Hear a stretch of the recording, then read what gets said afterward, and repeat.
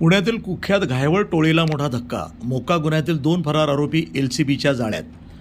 अहिल्यानगर स्थानिक गुन्हे शाखेनं मोठी कारवाई करत पुण्यातील कुख्यात घायवळ टोळीशी संबंधित मोका गुन्ह्यातील 2 फरार आरोपींना अटक केली आहे. खंडणी आणि धमकी प्रकरणातील आरोपी रोहित उर्फ बबलू बाबासाहेब गोलेकर याला कोल्हापूर जिल्ह्यातनं तर ज्ञानेश्वर उर्फ माऊली दगडू तोंडे याला मिरजगाव परिसरातनं ताब्यात घेण्यात आलं.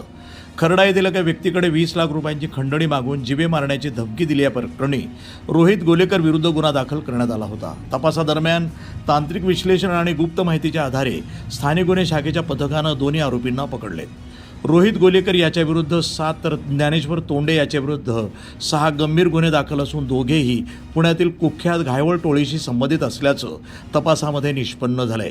ही कारवाई पोलीस अधीक्षक मोमका सुदर्शन यांच्या मार्गदर्शनाखाली स्थानिक गुन्हे शाखेचे पोलीस निरीक्षक संतोष मुटकुळे यांच्या पथकानं केली.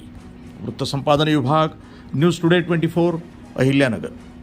अहिल्यानगर स्थानिक गुन्हे शाखेने आज सचिन घायवळ टोळीशी संबंधित असलेले व 1 वर्षापासून मोक्याच्या गुन्ह्यातून फरार असलेल्या आरोपींना ताब्यात घेतलेले आहे.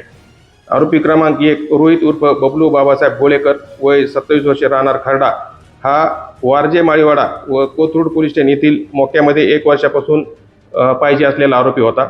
तसेच त्याच्यावर इतर पोलीस स्टेशनमध्येही अनेक गुन्हे दाखल आहेत. तसेच दुसरा आरोपी माऊली उर्फ ज्ञानेश्वर दगडू तोंडे, वय 40 वर्षे, याच्यावर कोथरूड पोलीस स्टेशन येथील 2 मोका दाखल आहेत आणि त्या दोन्ही मोक्यामध्ये तो पाहिजे असलेला आरोपी आहे. तसेच त्याच्यावर इतर पोलीस स्टेशनमध्येही अनेक गुन्हे दाखल आहेत. अशा प्रकारे सचिन घायवळ टोळीशी संबंधित असलेले व पुण्यातील मोक्यामध्ये पाहिजे असलेले 2 आरोपींना ताब्यात घेतलेलं अहिल्यानगर स्थानिक गुन्हे शाखेने ताब्यात घेतलेलं आहे आणि पुढील योग्य ती कायदेशीर कारवाई करीत आहोत.